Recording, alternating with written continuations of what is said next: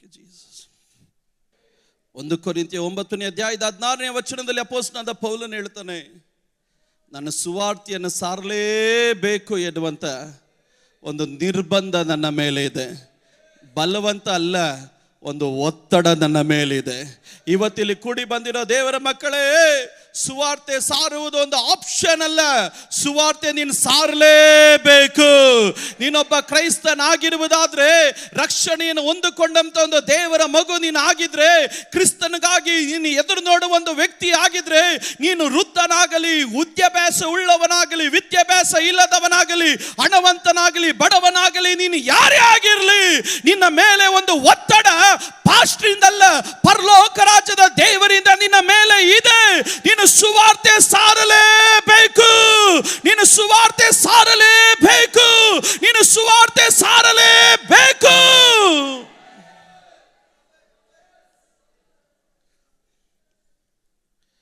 ಈ ತುಮಕೂರಲ್ಲಿ 19 ವರ್ಷದ ಪ್ರಾಯವುಳ್ಳಂತ ಒಂದು ಯೌವನಸ್ಥನು ಇಂಗ್ಲೆಂಡ್ ಪ್ರದೇಶದಿಂದ ತುಮಕೂರಿಗೆ ಬರ್ತಾನೆ.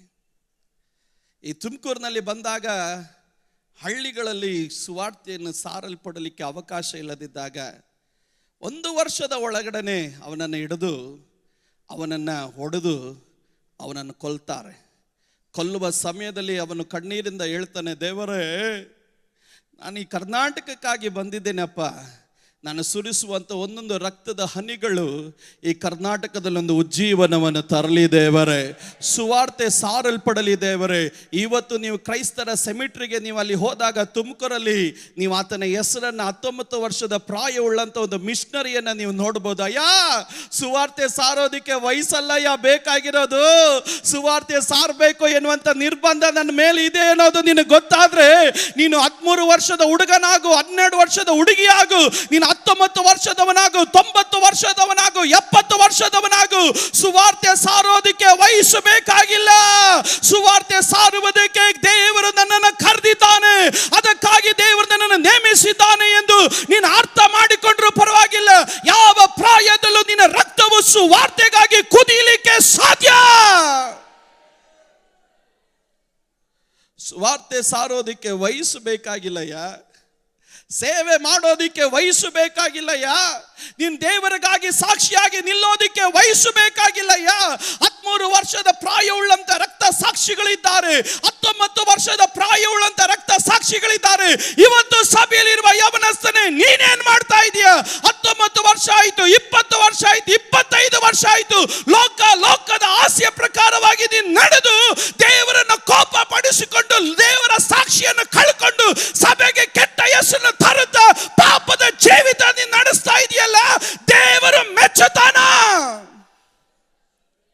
ಸುವಾರ್ತೆ ಸಾರೋದಕ್ಕೆ ವಯಸ್ಸಲ್ಲ ಬೇಕಾಗಿರೋದು. ನನ್ನ ಮೇಲೆ ಒಂದು ಕರೆ ಇದೆ. I have called for a purpose.